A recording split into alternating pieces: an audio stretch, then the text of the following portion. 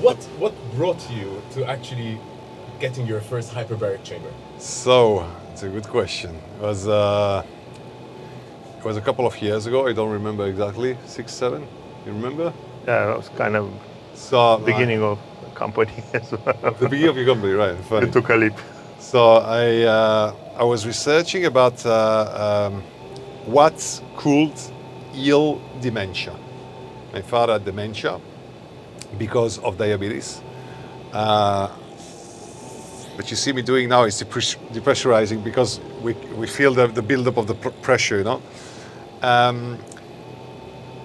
Diabetes gave him dementia, and I was seeing what could help. And what could help basically is push the blood within the vessels to regions that were not innerved with blood anymore. So to put it in another way, what some doctors say is that when you start at some age, 40, 50s, having problem with erections, you should think about your brain. Because if it doesn't reach your penis, it doesn't reach your brain. Because basically the cardiovascular system is each time is splitting, and each time it splits, the veins become smaller and smaller and smaller, and the veins you have in your extremity, your feet, your brain, your penis, they're getting less and less accessible. Okay, so my father had dementia. He also had another symptom of diabetes, which is the dark legs, for probably 10-15 years. I contacted Valentin, brought a small chamber home. Was an epic journey just to brought this chamber there. I don't even explain you how complicated it was to put a man who cannot walk anymore into this kind of small chambers. You know, I had to use a crane and put him in there. And I was watching him like you would watch a kitten in a microwave. I thought he may explode. I didn't know the technology. He was 84 years old. I wired him with heart sensors just to see if the man was doing okay. He couldn't talk, you know, already the dementia was quite strong. And what I could see in just one session of 40 minutes, my father wouldn't speak for weeks now and was completely shut down, his eyes open, and he starts screaming around. And my nurses said, what are you doing to him? Are you giving him drugs or something? I said, no, this is the result of that. And that's the thing you don't want to help me with because of liability issues. So then they understood that something was going on and they helped me. And after 20 sessions, slowly his legs become completely white. Okay? So, and it's used now in France in hospitals for what we call the grand brûlé, the people that are getting burned in a car accident, in a fire, something to regenerate the skin. And it's used for people that have the necrosis of the feet. Instead of cutting your feet now, we put you in a hyperbaric chamber twice a day for 1 hour. And after 30, 40 days, your feet is not necrosed anymore, it's innerved and everything goes fine. There's many other applications. But that's the reason why I first bought a small hyperbaric chamber, not this big thing, was for my father. And then what happened? In March 2020, COVID hit the world. Barcelona, Spain was very affected. We had some people, contractors that were working for the company that died. My father died the first week. And I thought, okay, I've got this technology on that could save me eventually. I need it for the staff. I need it for the employees. So what we did, we bought the big chamber. We asked Valentin to bring us one as quick as possible. I think, if I remind well, this chamber was going to Real Madrid, no? Yeah, I think we made some switches around to accommodate you as the world customer you were. I don't remember exactly. And the small one was actually Sergio Ramos, if I remind well. The small one was, yes, probably, something like that. And so you got priority, basically. No, to be honest, I don't think if I got priority. This gentleman tried to took my chamber to these guys, and I said, no, give it back here. I don't know what's the real story behind it, you know. And we got the chamber. Why? So you need to remember that back in time there was no vaccine, people were dying, and we didn't know how long this was gonna last, you know. And why hyperbaric chamber can save your life when you have COVID and you can't breathe anymore. So typically I had COVID 3 times. I didn't get the vaccine, and each time I got COVID, I could see through a pulse oximeter that my blood oxygen was going down. Okay, and what I would do, I would spend hours in the chamber just to maintain my blood oxygen level high. Okay, and after a couple of days spending time out of the chamber, I would see that the oxygen wouldn't go down anymore, and I wouldn't need the chamber. So I use it like a lifeline, basically. Okay, what would have happened if I didn't have it? I don't know, to be honest. But for me, it was clear that the device was working, and I didn't have any respiratory issues. So what happened when you can't breathe anymore because your lungs are damaged is that in an hospital they put you a mask, and under pressure they blow air, oxygen within your lungs, but they're damaged and they're already stretching them. It's not a good way to do it, but it's the only way they found. The best way to do it is here, is put people under pressure all around you with oxygen and push this oxygen within your cells. And that's how this device can definitely save you from COVID, whether it's the stage where you have. Now, in where we are today, we don't use it for that anymore. When we use it, basically, it's in a corporate environment. We use it to have meetings there. We do board meetings with staff, recovery after training. You've seen that we have a personal trainer coming in, so we do recovery session here. There is now different protocols in the chamber. It's very good for concussion, for example. If you have you do sport and you have an hematome or you have an elongation, whatever, it's used by Djokovic and other kind of athletes for that. So it's a device that's very versatile and that brings definitely value to your staff within an office life. I mean, for example, if you're tired, you didn't sleep enough, you come in the chamber for 1 hour, you relax here, you get out very much more energized than if you would have just a nap. That's a very good example. So it's just basically to bring you back in shape, you know, push that blood into your system, a regeneration. Exactly. Basically.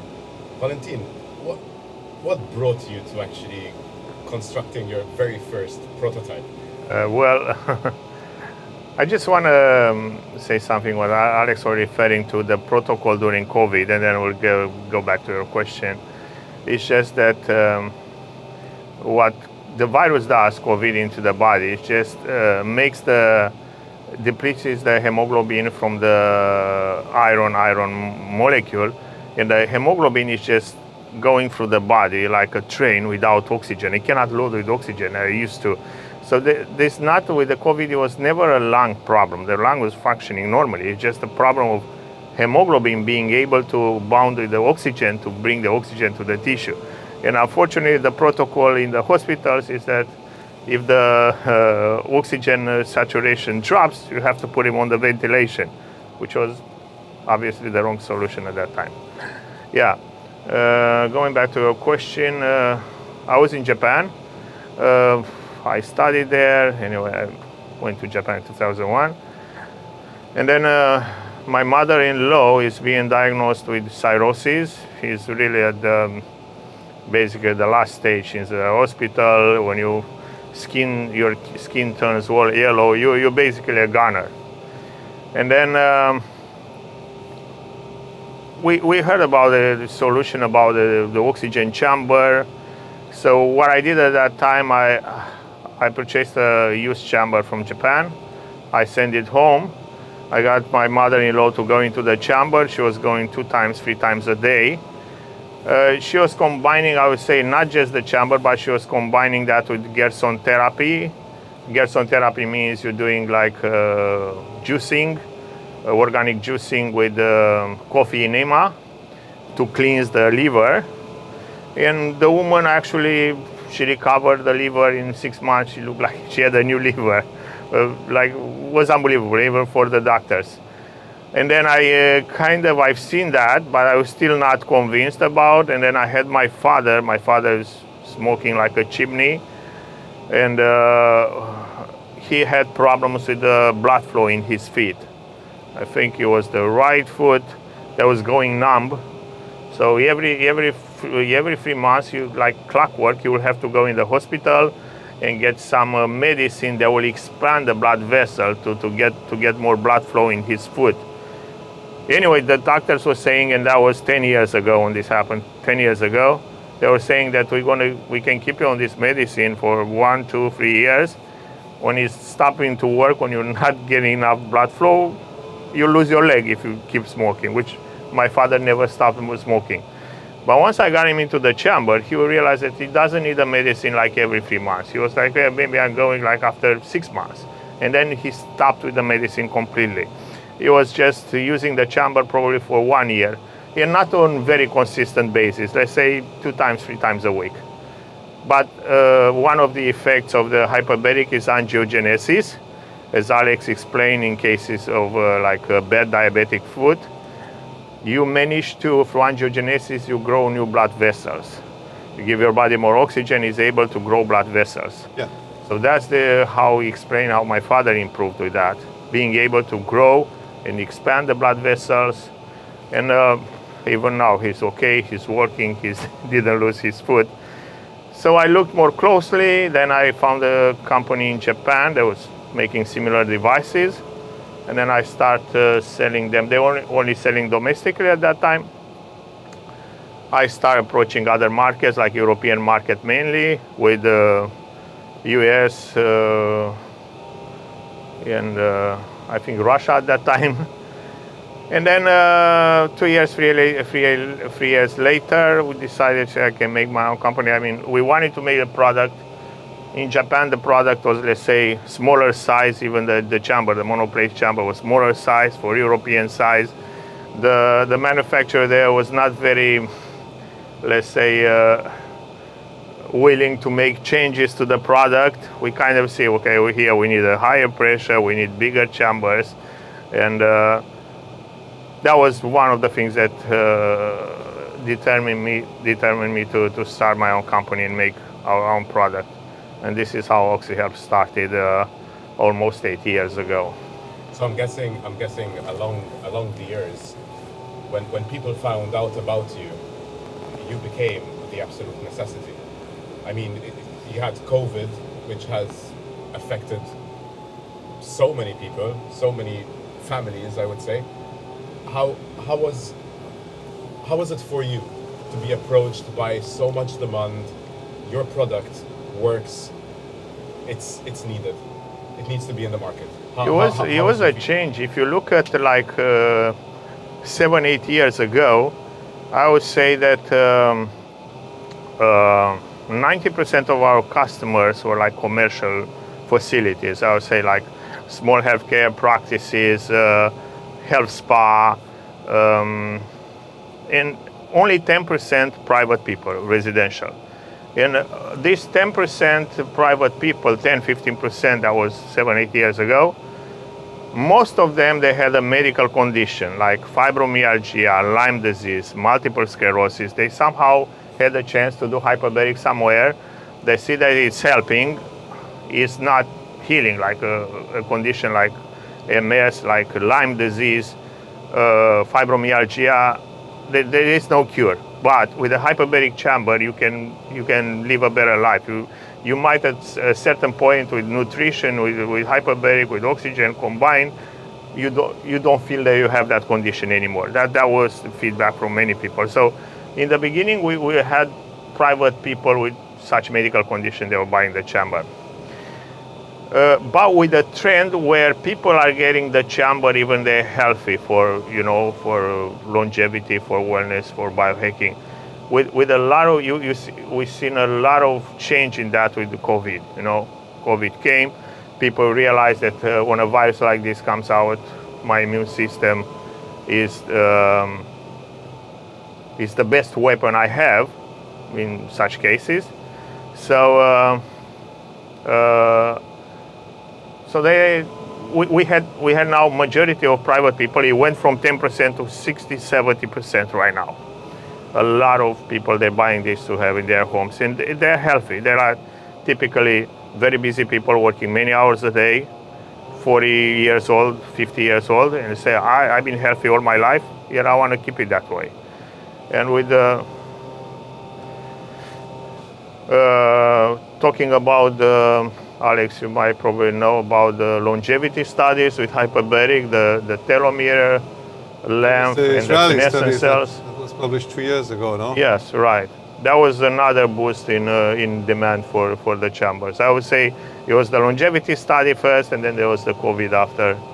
So basically the longevity study was looking at two main markers, the telomere length. So you have your DNA, and at the end you have the telomeres. And basically the more you age, the shorter they get.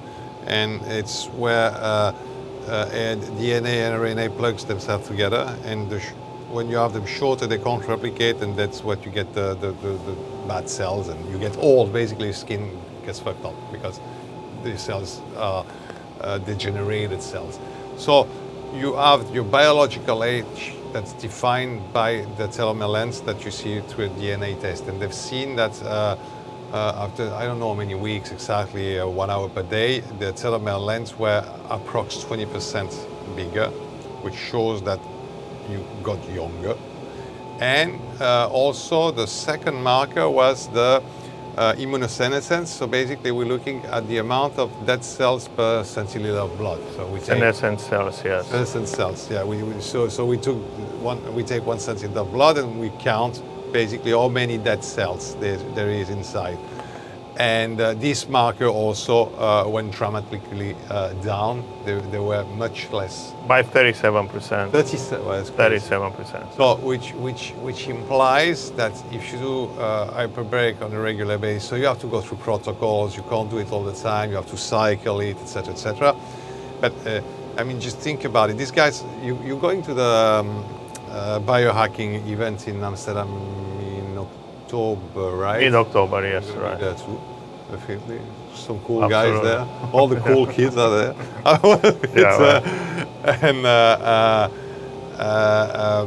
I mean, for longevity, there's very few things you can do that can affect it like that. And I can tell you, there is fasting, there is cold plunge, there's sauna, there's hyperbaric, and you can add stem cells and 8AG plus infusions. You see something else? That's mostly what I hear our clients are doing. Yeah. We're not doing crisp yet. We're not there yet. Yeah. We could, but we don't want to do. We don't want to be the first one to do it. Okay. There's this lady. What's her name? Very good-looking lady, 50 years old. BioViva CEO. Liz Parrish. She auto-injected herself with she completely rewrote her DNA. Oh. She's the CEO of BioViva. We need to talk to her. Biohackers, let's find ways. I talk, a lot of our clients now are biohackers. So I had the chance, even though I didn't immerse myself in what's new out there, I just can get a lot of chances to talk to a lot of people that are doing this. And there is a logic behind this. It says that in the current society, we have perfect conditions, temperature, food, when we have the right temperature all the time, the food whenever we want it, everything, sleep, everything goes perfect.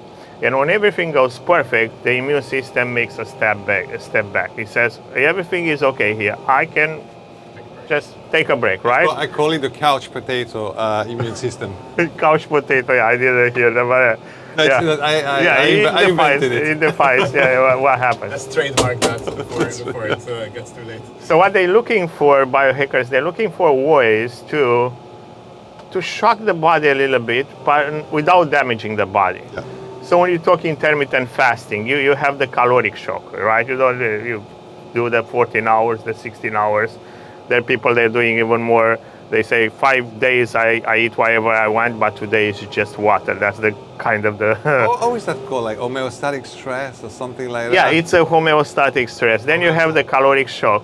You have the temperature shock with the cold plunge, right? You do the temperature and the shock. sauna one, which is very good studies. Yeah. Sauna. Man. Sauna, exactly. And with hyperbaric chamber, we're getting the hypoxic shock. Why are we getting the hypoxic shock? It's just you do, let's say, you do the chamber, you do hyperbaric chamber consistently for, let's say, 2 months.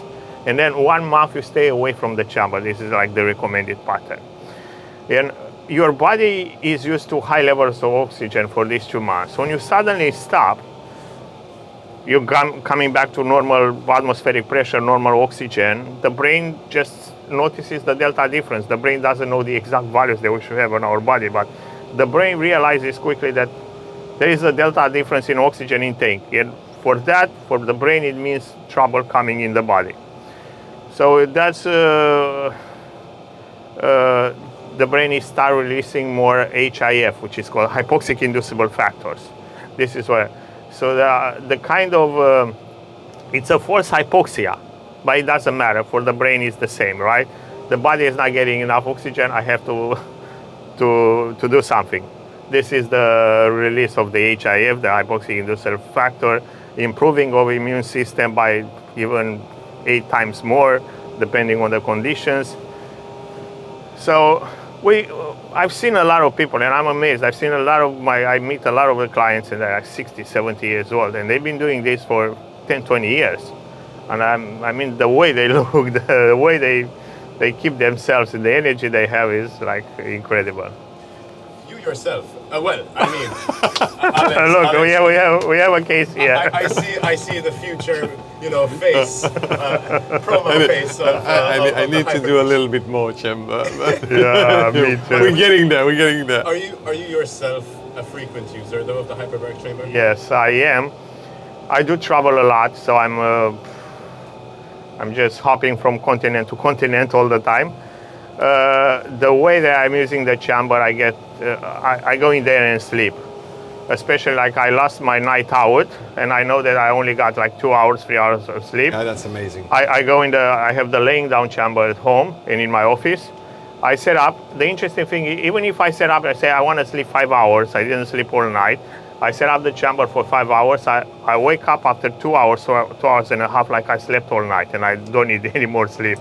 The deep sleep that I get inside the chamber doesn't compare with anything else. I have the other one up there. The like it looks like a pod. Okay. The single pod, yeah. Yeah, and I do the same thing. I go inside. I feel very at peace inside. It's funny. Some people would say claustrophobic. It's not at all. You go inside. I do the same. I mean, because you told me. I put for 5 hours, 6 hours, whatever. I go to sleep, and you wake up really refreshed. And I remember actually, I had a friend of mine. You want to try the chamber? Went there, went to sleep, fall asleep for 1.5 hours. I said, wow, in plain day. I said, okay. Got out of there. She called me. Said, I went back home. My girlfriend saw me. Said, what the fuck happened to your face? He said, why? He said, you look younger. Yeah. After 1.5 hours in the chamber, sleeping at the same time. So you combine two things. And actually, when we talk about combining, there's one thing that's amazing to combine in the chamber is infrared or near infrared lights. It's like a targeted, it's what we're doing next level. With the infrared lights, we are building now, we have our own pads that's going to be ready. Alex is probably become a user of that. Obviously. So when you use, they can be used inside the chamber. And when you use light, infrared light, you put it, let's say you have a wounded tissue, you stimulate the blood flow in the area, and it basically you target the oxygen. You tell the oxygen, go in this area. So that's called targeted hyperbaric. So people with have a wound or something, or they want to focus the oxygen more in an area, they can apply a LED pad on the area. You can even do the Terragon when you have a pain in the muscle within the chamber. What I did, one of the first time I went into the chamber, I was doing Krav Maga. My finger went back. Mm-hmm. It got really like dark black and swollen. After 1 hour, I forgot about it. I was doing other stuff. When I opened the chamber, I looked at the finger. It was just a little bit pink and back to the normal size in 1 hour. So for concussion, for example, everything which is hematome, it's very, very interesting. Great for recovery in case of... And one last thing, going back a little bit to cognitive functions, what I've noticed is that bad night of sleep or drinking, for example, affects your short-time memory. And how does it manifest? Now I'm talking to you, I would say it affects your short-time memory. It's going to take me 1 second to find the word memory. And I'm going to have these episodes frequently during the conversation. Okay? And you're going to look at me looking for my words. Okay? And this speech, you can pinpoint it. I mean, look at Joe Biden, you see dementia, right? The way he walks, the way he talks, etc. So you can pinpoint that at another level in a human being, much lower levels. And if you would talk with that person, maybe they smoke too much, so the brain is not properly inert. Maybe they didn't sleep well. Maybe they have other kind of issues. Maybe it's something that's permanent in their condition. It's something just due to lack of sleep, for example. What I notice is if I do hyperbaric chamber, I have much less of these kind of episodes that are normal for a human being, than if I don't do it. Okay. For example, sports is very good for that. Everything where the blood flows, or whether it's sauna, whether it's sports, whether it's cold therapy or whatever, is very good for your short-time memory. But this too, this is very, very interesting for the short-time memory, and it can mitigate the effect of a bad sleep night. What is it you would recommend people that are seeing, of course, this video, and are not exactly convinced? I mean, I'm also talking about entrepreneurs out there that, like you, have businesses, employees. What's your message? What message would you portray to them? Well, pressure is important. Looking at why the pressure is important for the human body, because those hemoglobin helps us saturate the blood vessels 95-98% because of the hemoglobin in the red cells, and the plasma carries about 5% oxygen. By going in a hyperbaric chamber, we manage to saturate the plasma with more oxygen. The opposite is also true. If we have less pressure, we have less oxygen dissolving to the plasma as a result of atmospheric pressure. Take, for example, a long flight, a 10 hours, 5 hours long flight. What happens there, because the plane becomes a vacuum chamber, they cannot keep the same pressure. Let's say the plane is flying at an altitude of where the atmospheric pressure is 0.2, 0.3 atmospheric pressure. The pilot, depending whether when you have ocean liners, bigger planes, transatlantic planes, they can keep the pressure like 0.8. So the difference is 0.5, 0.6 on a plane between the inside pressure and the outside, what they can stand. So when you're using a big plane, they usually drop the pressure to 0.8, so it's just 0.2 atmospheric pressure. But when you're flying on a small plane, low cost, because they're not as strong, they drop the pressure up to down to 0.7. So it's like 0.3 less atmospheric pressure than you're usually getting, and that makes you feel very tired. That explains why in a small plane you feel more tired flying 5 hours than in a bigger plane in 10 hours, right? So just a little bit of atmospheric pressure makes a lot of changes in the body. Take a rainy day versus a sunny day. We're talking just like 0.05 atmospheric pressure difference between a sunny day and a rainy day. But that makes a difference, and you see that especially with the elderly, because the older we get, the poorer the blood circulation is, the flow is lower, the blood circulation is poorer. So when there is a little bit of change in atmospheric pressure, you see the elderly going like, oh yeah, on a rainy day. So it does a lot just by changing a little bit the atmospheric pressure. Another example I can give you is the Dead Sea in Israel. Like Dead Sea is 400 meters below the sea level. 400 meters below the sea level, meaning that's a hyperbaric chamber in open air. You're only getting like 0.15 atmospheric pressure more than, so instead, let's say 1 at the sea level, because we have the entire atmosphere pressing on our shoulder at the sea level. If I'm going Dead Sea, I have 1.15 atmospheric pressure. You see people going there jogging and feeling very good. It's just a little bit of extra pressure that's doing that for them. What's the future for you? Well, I'm happy that when I started this business in Europe, especially, the awareness towards hyperbaric was very low. And I'm happy to see how the awareness is growing. Even as I said before, with healthy people, they include this. And more longevity clinics, they include this. They like a therapeutic, like a therapeutic modality, along with what we mentioned, the IVs, the cryo, the sauna, massage, and any other therapy. I get very enthusiastic about when I work together with my engineer. So how can the challenge was, okay, hyperbaric chamber, let's go by the standards. Let's see how can we provide the highest ventilation, the lowest CO2 buildup, the lowest noise, comfort. I'm happy when like a hyperbaric practitioner that's been using a lot of chambers tells me, Valentin, you managed to make hyperbaric sexy. Because the other chambers, they're like scary, you know, they look like a submarine, they're not very comfortable seats, you're sitting there, 60 minutes, you feel that seat, right? So say, what you managed to do, you made hyperbaric chamber sexy. People, they like to be in the chamber, they can do other activities. We have also like bigger chamber where you can do some exercises, you know, use a water rower, a recumbent bike. That's a lot of benefits doing actually sports, physical activity inside the hyperbaric chamber. So the future is just building more awareness with the product, always striving to get a better product, and we are now at the level where we are going to put some AI into this technology, some machine learning behind this. You stole my next question, by the way. Oh, really? Because, yeah, it is a very, very popular question. If you are implementing AI into your product, I mean, I'm guessing OXYHELP does.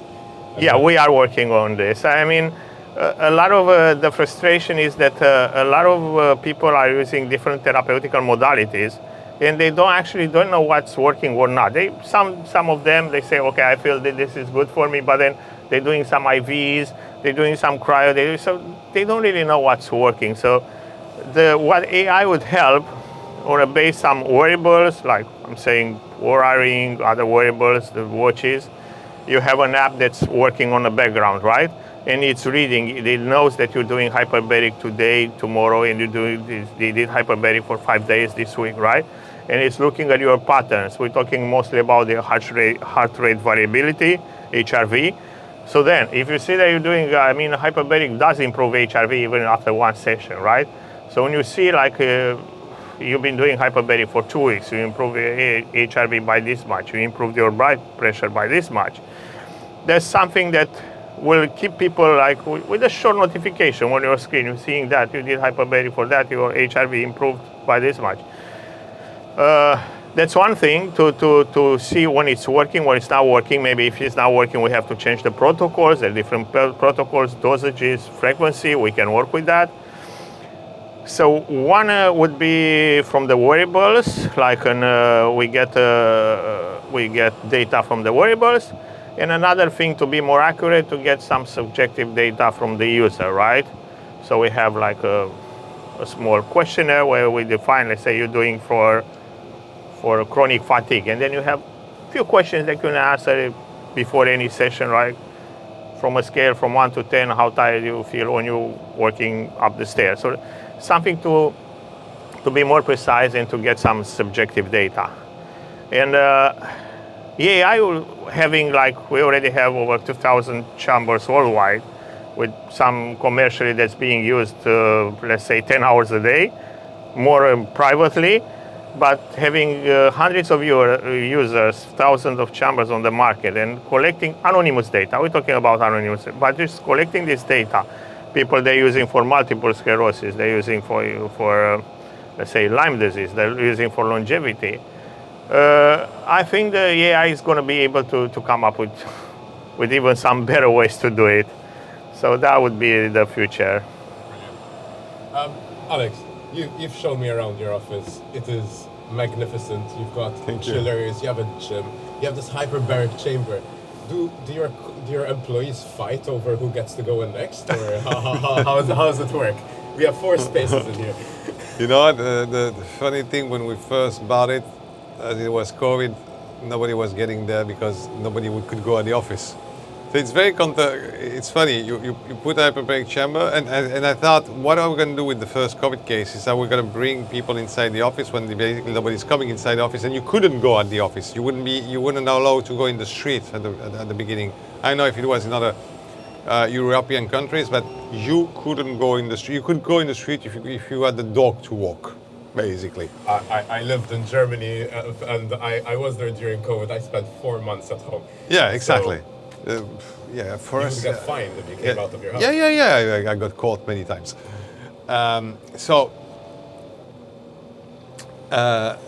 We couldn't really use it, and slowly it took us time. Actually, there were some issues also with HR.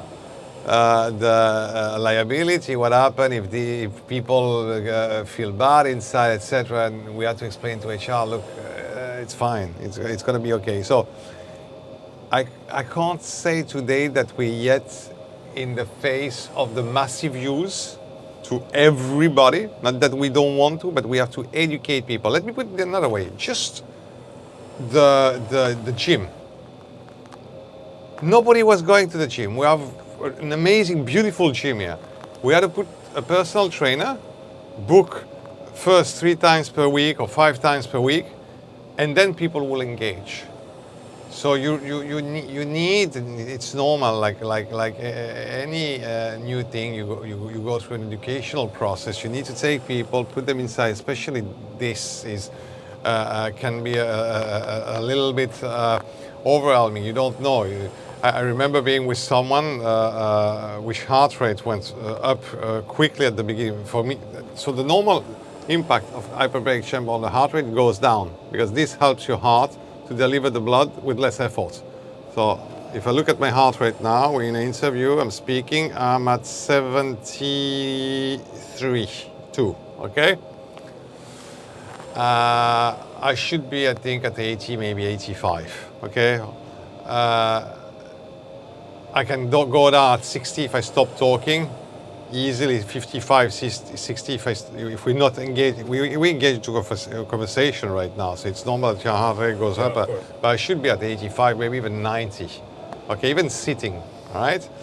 But that person was over 100 just because of the stress of getting inside a place like that. So it's quite, you need to bring people. So the way I like to do it is I bring people and we do meetings. Come on, let's have a meeting, let's this, let's that.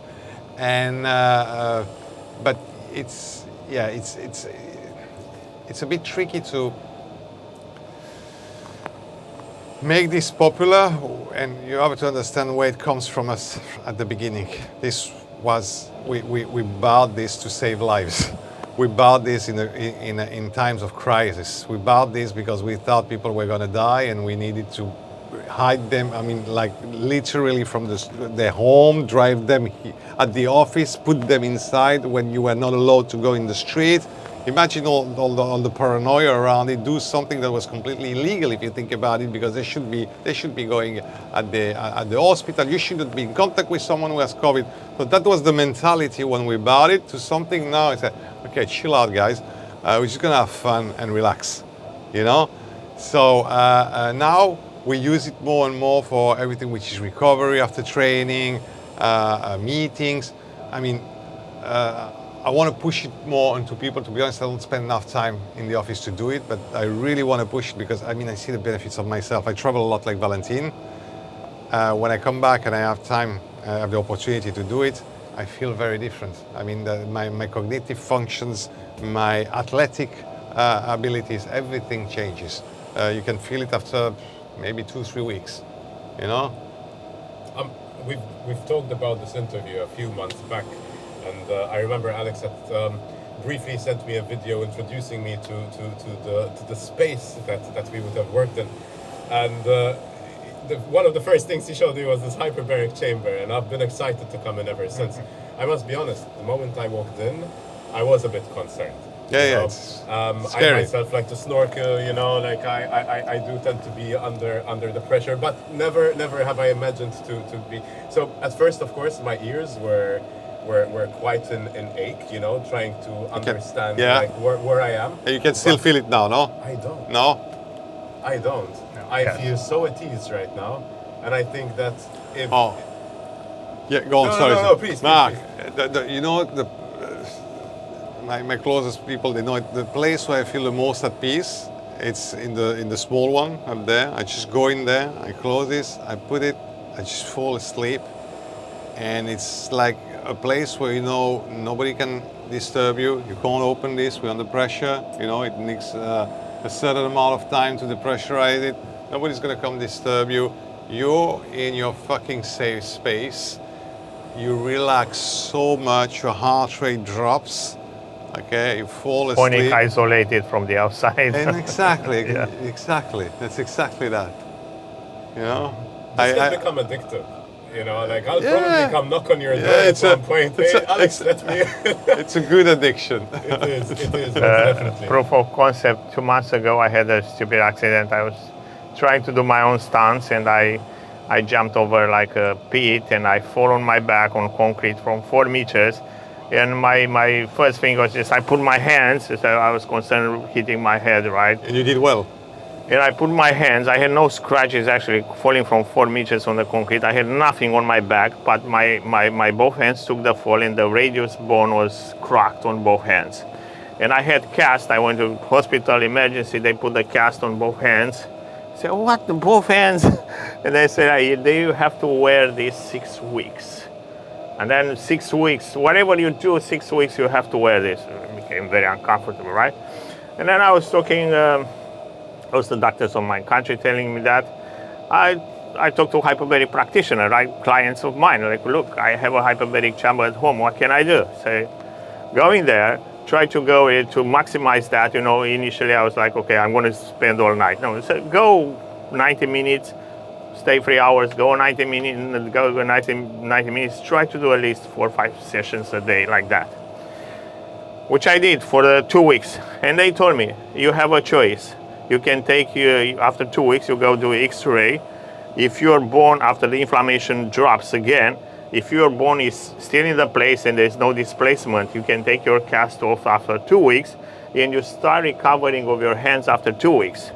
But if you should decide to keep the cast on your hands for 6 weeks, imagine that you're going to start your recovery of your hands after 6 weeks, which is a lot more difficult because you have all this atrophy, tendons, muscles, 6 weeks like that. Dormant. So what I did, I took the cast off. I took in X-ray. I see that the radius bone is kind of welded in place. There's no displacement. I took the cast off, and here I am after 2 months. I have now probably like my hands are fully recovered, right? So, Wow. yeah, it was. That's really inspiring. Yeah, Honestly. just Congrats. no, really. Like I got all the strength back, because I was like feeling. I still feel like I cannot, let's say, do push-ups. Still cannot do push-ups. I'm feeling like a little bit of pain. It's a long process to recover because it was not. But yeah, it was having the chamber. It was great thing. Well, I mean, the benefits are astounding. I am truly taken by it. You will hear from me for sure, because you've really impressed me, Alex. For bringing this to Alea is by far the most amazing thing that I've heard all day with you. A little bird told me you're gonna have something similar in Cyprus. Well, that little bird is going to come visit very soon. So most definitely, I'll be in one of these chambers soon enough again.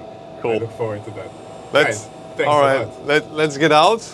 Yeah, sure. So What's the next step? we have 2 ways to get out of this place. We have the normal way, which is a slow way. We press on the stop button, so you have the normal stop button, you have the stop, you have the emergency stop. It's different velocities, let's say, and we have Alexei. You want to show this? I don't know if we can see it. The manual one. So this, if we move that down, but you need to be prepared. It's going to be. Am I going to shit myself? No. It's basically what's gonna happen is that the flow of air going out is going to be much faster. So now, for example, you don't feel heat because the air is cooled down by there's an air condition behind system, a very specific one with water, no gas. that's cooling down the air, but otherwise you would feel a little bit like in a sauna because the atoms got closer because of pressure and the friction goes faster, and this is warmer. Now it's cool, it's cool, but as we're going to open this, and very quickly these atoms are going to separate now, you're going to feel cooled instantly, and you're going to have the creation of a little mist. Okay, and it's a very cool things to experience. I'm gonna Okay, get comfortable. nothing, and also all your body is going to move from 2 atmosphere of pressure to 1 atmosphere of pressure in about 1 minute instead of doing that slowly. So you will feel something you won't. Mostly what you're going to feel is cold, and you're going to experience the mist. Okay. Are you ready? He's looking at From here, I know. I'm doing that all the time. Shall I go with this? Start with this.